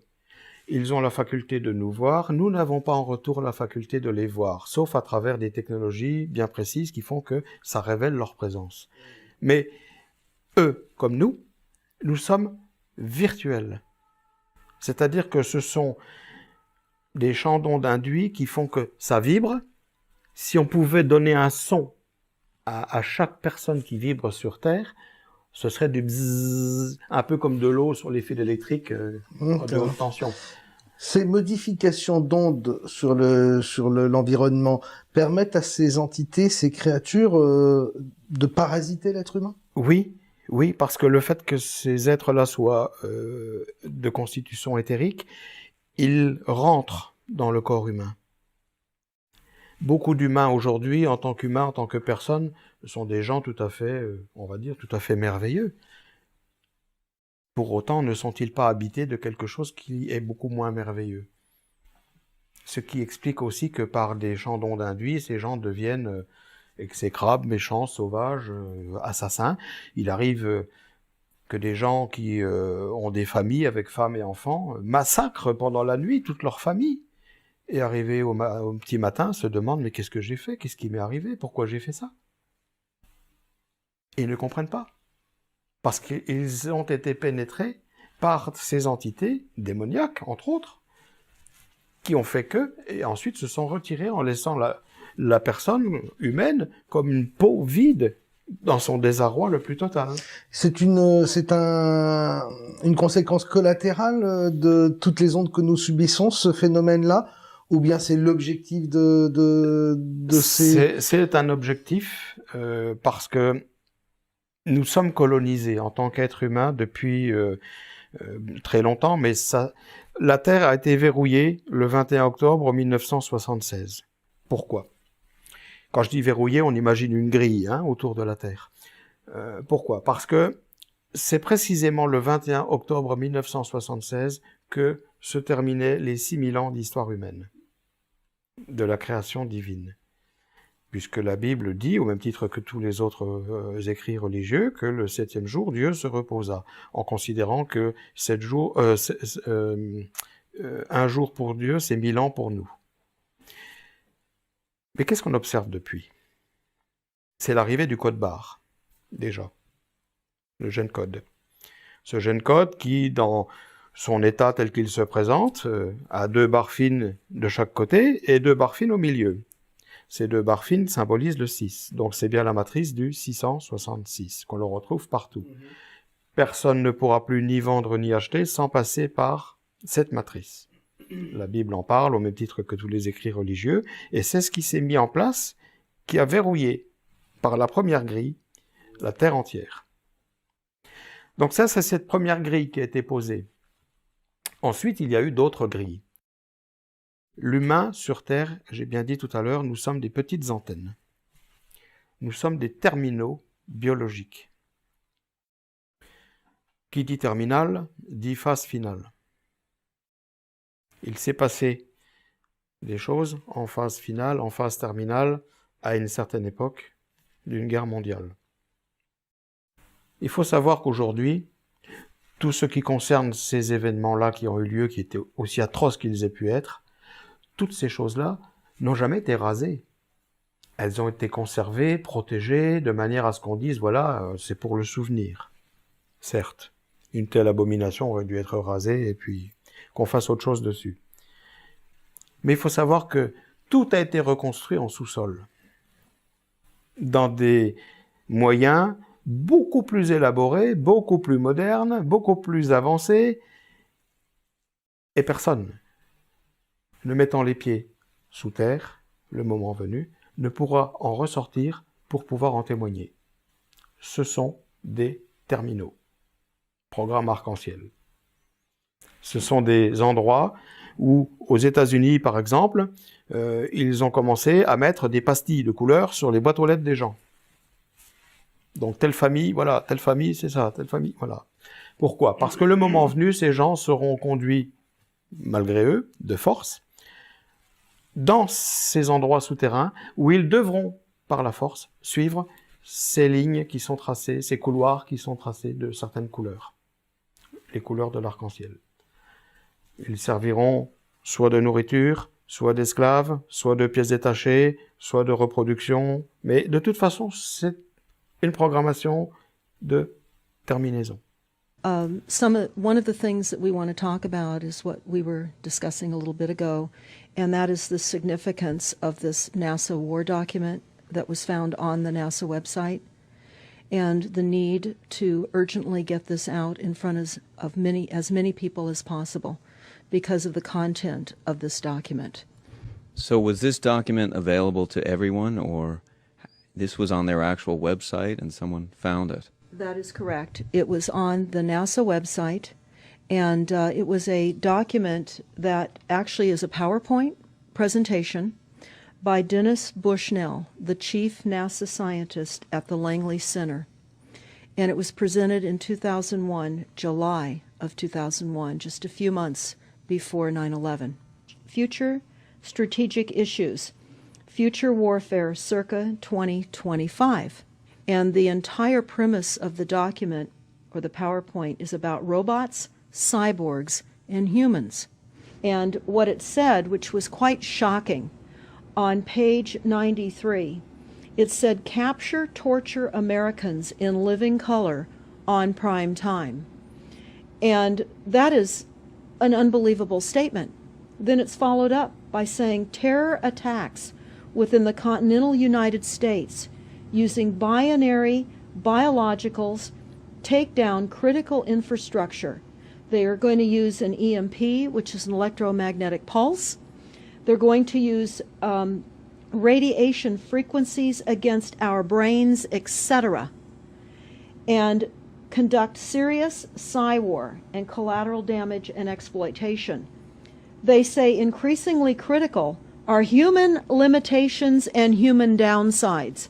Humans are too large, humans are too heavy, too tender, humans are too slow, both physically and mentally, and we require huge logistical trains, meaning we cost way too much money to maintain, and humans have rapidly decreasing to negative value.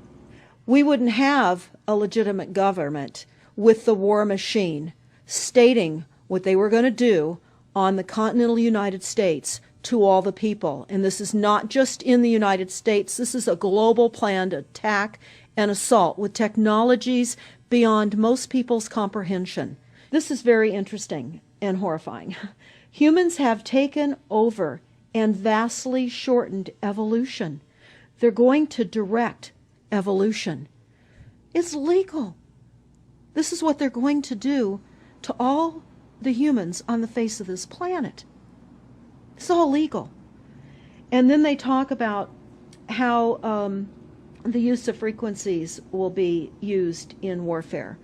And we know, for example, the smart meters that are being deployed around the globe, the replacement of our electric meters, which will also and does include the replacement of all of our gas meters and our water meters as well, and will be connected to our food supply when they collapse the currency and they issue energy allowances, and that will all be controlled through the metering system. And they say 100% of the human population will be affected by these frequencies. Some will be the canaries in the coal mine, which is a a term that they've been using as people have been dropping like flies. People are experiencing all kinds of health maladies. Generally, it starts with ringing of the ears, heart palpitations, skin rashes, inability to sleep through the night. And what they're doing is they're jamming our immune systems with these frequencies. It all lines up. Everything lines up. You connect the dots. You see the NASA war document. Not only does it talk about the effects of frequencies and how it will be used, they acknowledge that it will interfere with our performance, that it will cause seizures. They acknowledge this in this document. It is no longer a debate about smart meters. We don't need any more scientists or doctors saying people are getting sick. This is the intention.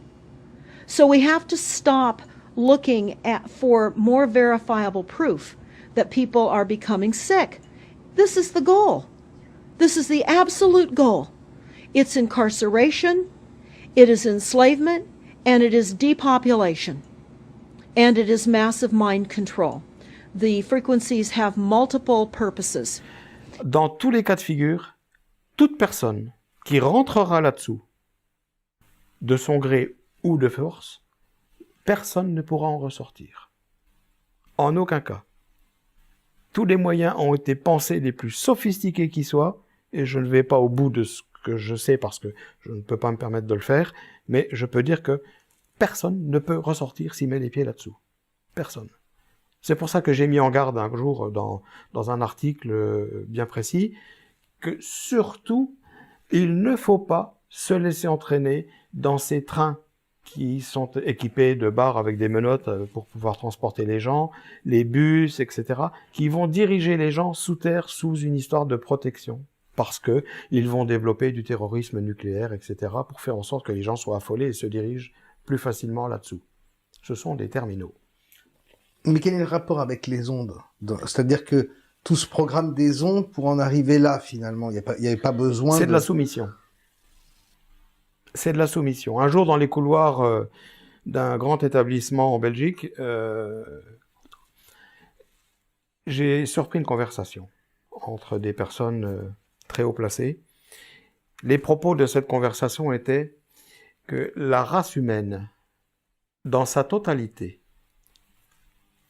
est amenée à devenir un collectif alimentaire.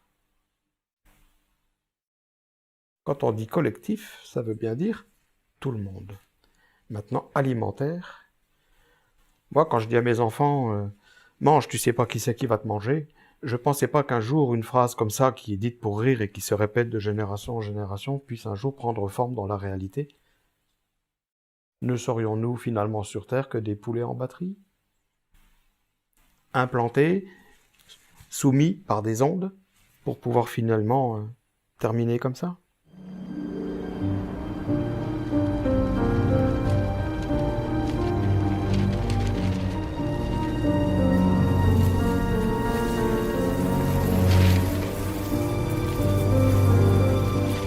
Comment s'appelait cette planète déjà?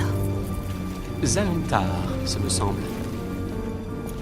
As-tu déjà vu une moisson, en vrai? Oh, non. Jamais.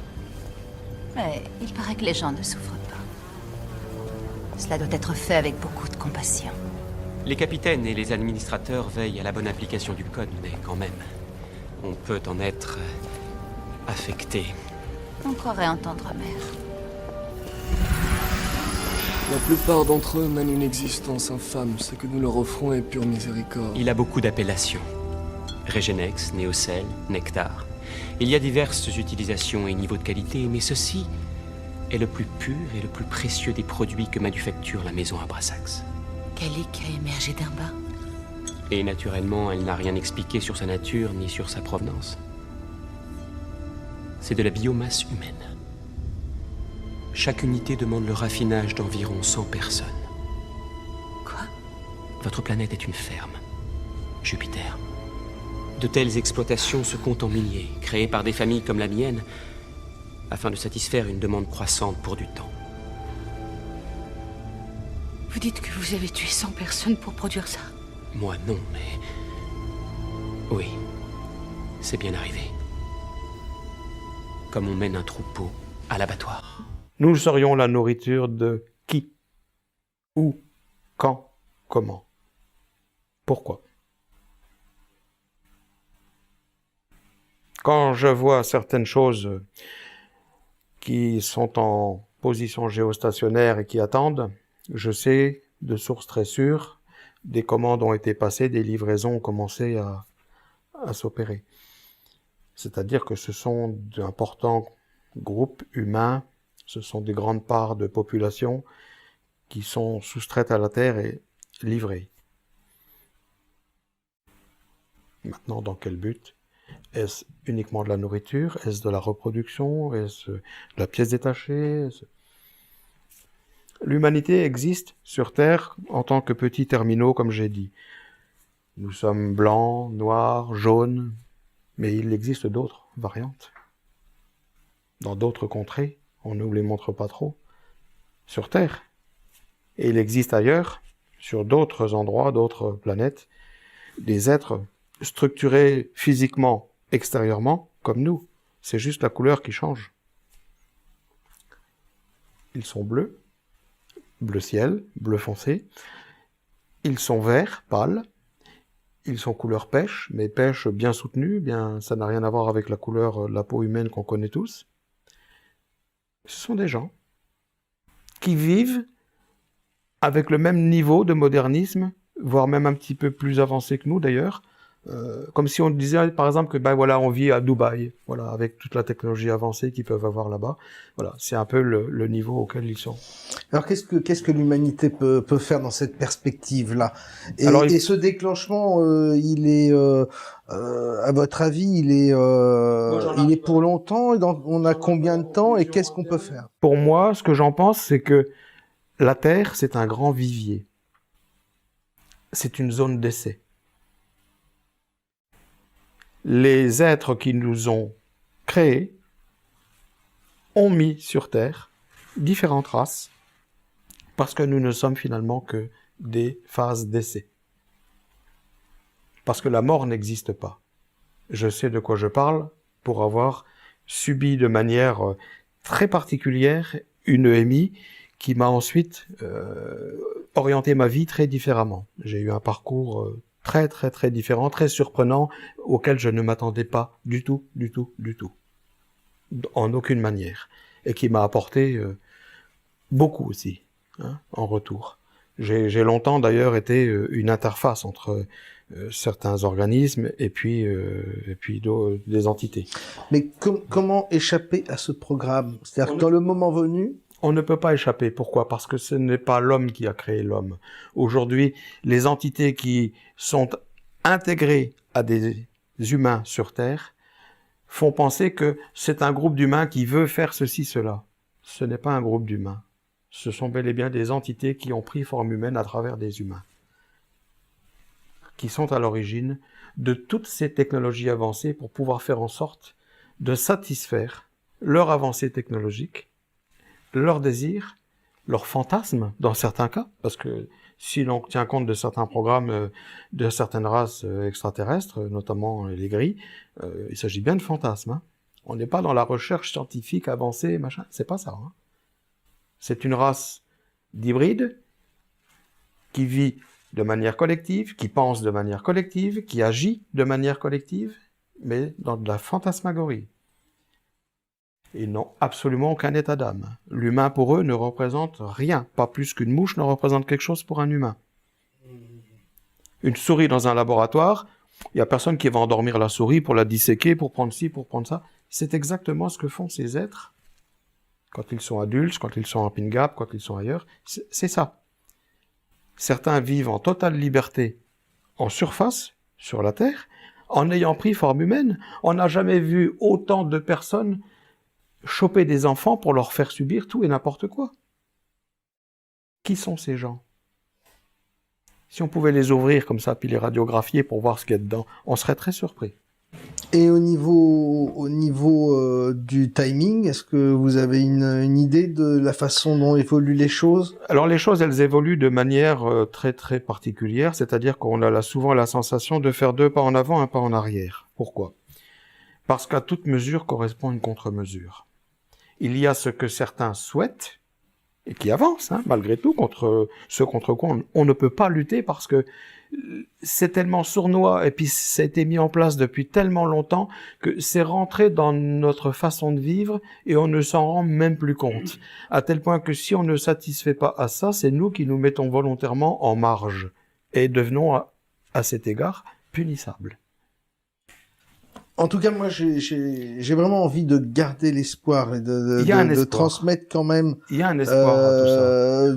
Si je veux que les gens entendent ce genre de discours, c'est pour qu'ils soient mis en garde.